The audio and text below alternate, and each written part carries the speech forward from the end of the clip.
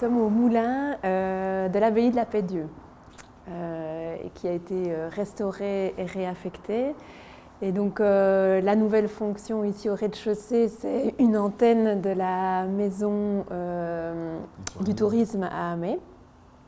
Et aux étages, on a aménagé les bureaux du secrétariat des journées du patrimoine.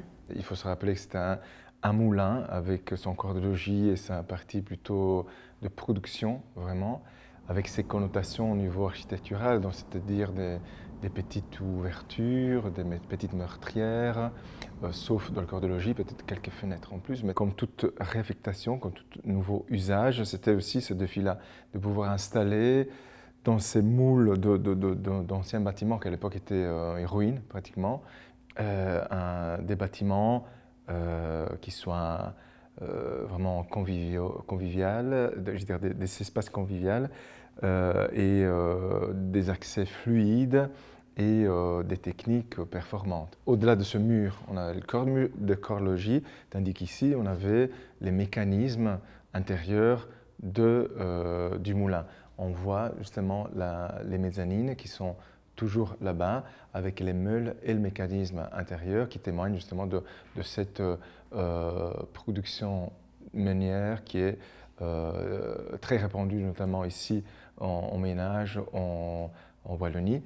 Il faut rappeler que c'est un bâtiment, c'est un moulin qui fait partie d'une ancienne abbaye du Moyen-Âge et maintenant c'est devenu l'entrée dans le site de la Paix-Dieu, donc le centre de perfectionnement des métiers du patrimoine. Ce qui est intéressant peut-être déjà ici à noter, c'est l'interaction qu'on a essayé de rendre dans ces deux fonctions différentes, notamment surtout pour les personnes qui travaillent dans les bureaux, qui dans leur déambulation, dans leur travail de tous les jours, de leur quotidien, puissent se rendre compte qu'ils ne sont pas n'importe où, mais ils sont dans un moulin, dans le moulin de la Paix-Dieu.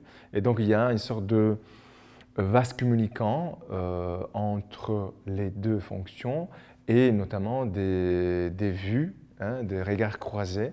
On peut le voir ici, peut-être si on regarde vers le haut, si on soulève la tête, le regard, on voit justement les nouvelles boîtes, quelque part, des nouvelles fonctions qui témoignent de l'utilisation des bureaux. Puis alors on peut aller voir les bureaux et peut-être d'abord la cage d'escalier. Donc, comme Andrea l'a dit, une des grosses questions ici, c'était comment amener de la lumière dans le bâtiment et jusqu'au cœur du bâtiment. On ne voulait pas non plus dénaturer les façades, donc quand même garder leur caractère assez fermé. Et donc tout de suite, on s'est plutôt orienté vers des prises de lumière en toiture. Et donc la principale se fait par cette cage d'escalier qui est entièrement vitrée et donc qui permet vraiment alors de diffuser la lumière zénitale dans tous les espaces de bureau et y compris les espaces du rez-de-chaussée. Donc ici on a un bureau, mais voilà, ici à ma droite on a un petit espace convivial pour les utilisateurs, donc une petite kitchenette qui prend place dans une des pièces du corps de logis. Dans une pièce comme celle-ci, on a une très belle illumination, mais si on remarque les deux ouvertures existantes, c'est des baies de petits gabarits, de très petits gabarits, qui auraient été évidemment largement insuffisantes pour avoir un éclairage pour des bureaux, quoi. En tout cas garantir un minimum de bien-être des gens qui vont travailler ici. Voilà, c'est vrai qu'on a chaque fois des petits espaces, mais qui communiquent assez bien entre eux. Et une autre façon aussi d'évidemment donner cette sensation d'espace qui se dilate, on y arrive aussi à travers évidemment les baies, donc les percements qu'on a créés en toiture dans le versant nord. Et donc ces ouvertures, elles permettent d'amener une lumière qui est vraiment stable, on va dire, puisque c'est une lumière du nord, mais elles permettent aussi de projeter les espaces sur la nature, parce qu'il y a quand même une vue incroyable sur toute la partie boisée de l'arrière du bief.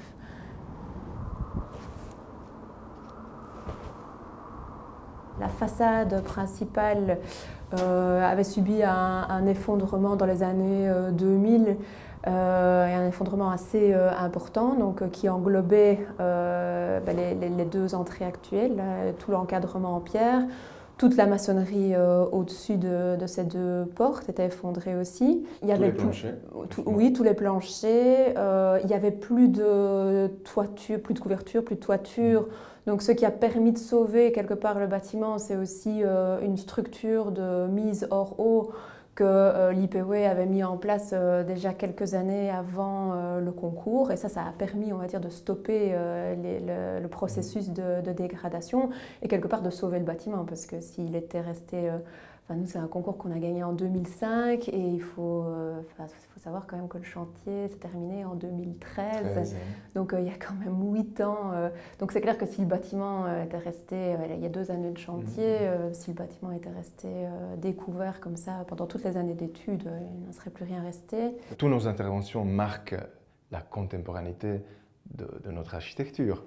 Mais c'est un peu le cas par cas, selon le contexte, ce qu'on trouve. Ici, par exemple, le fait d'avoir une énorme lacune en façade sud, on trouvait que c'était juste une question d'un accident du temps et que ça n'était pas intéressant de marquer et rendre caricatural ces façades. On trouvait que la stéréométrie, la géométrie du moulin était une valeur en soi et que donc il fallait essayer de le restaurer, de le récupérer. Donc récupérer la façade, il y a tout le savoir-faire pour le faire. Et donc on a mis ça en lumière comme étant un accident du temps à récupérer. Donc on a restauré la façade, mais toutes les nouvelles interventions, même les pierres, etc., sont marquées de façon, je dirais, nuancée parfois, comme étant une nouvelle intervention, même dans les encadrements de baies, etc. On a pu utiliser les anciens pierres, puisqu'il y avait eu, avant l'effondrement, à relever pierre à pierre, et les pierres avaient été stockées.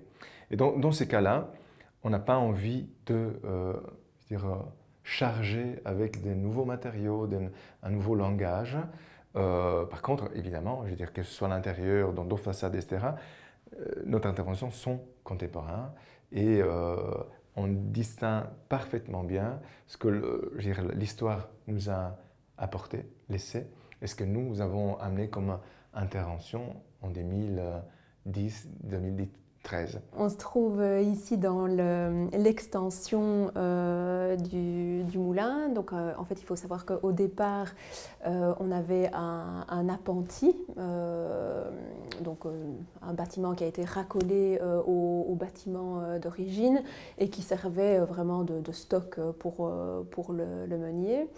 Et donc dans le cadre de la réaffectation du moulin et de cette nouvelle fonction des bureaux des journées du patrimoine, le programme nécessitait en fait d'importantes surfaces de stockage, archivage.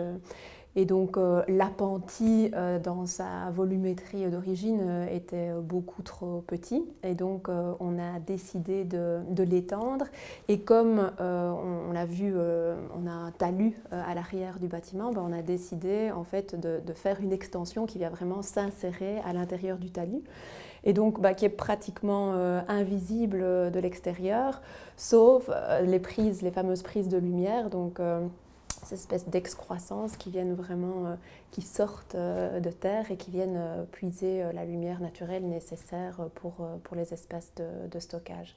Donc en fait ici dans ce couloir, on voit vraiment la façade nord, donc la façade d'origine du moulin.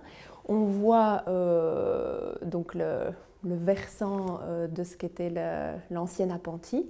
Et puis si on rentre dans les pièces ici sur la droite, on est vraiment là avec une toiture plate et c'est vraiment cette volumétrie qui est insérée dans le talus.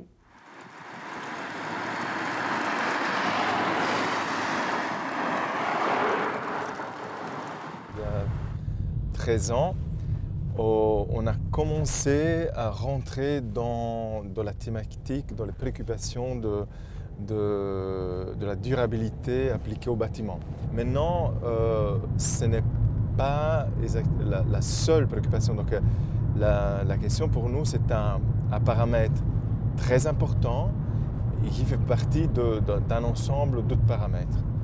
On ne peut pas négocier par rapport à certains niveaux de performance et d'exigence, point de vue durabilité, mais on veut ouvrir le débat sur plein de questions qui tournent autour de ça. Donc évidemment, on est très sensible et intéressé à l'utilisation des matériaux, à la question du recyclage des matériaux, au circuit court, etc.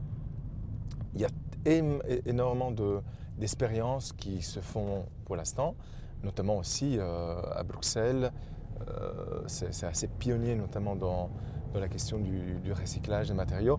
Maintenant, il y a certaines choses qui restent dans une sorte de phase expérimentale d'expérimentation.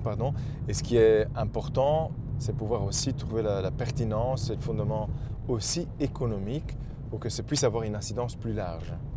Mais non, on ne veut pas, par contre, banaliser les autres composants du projet ou trop les pénaliser sous prétexte qu'il y a une sorte de totalitarisme de la durabilité.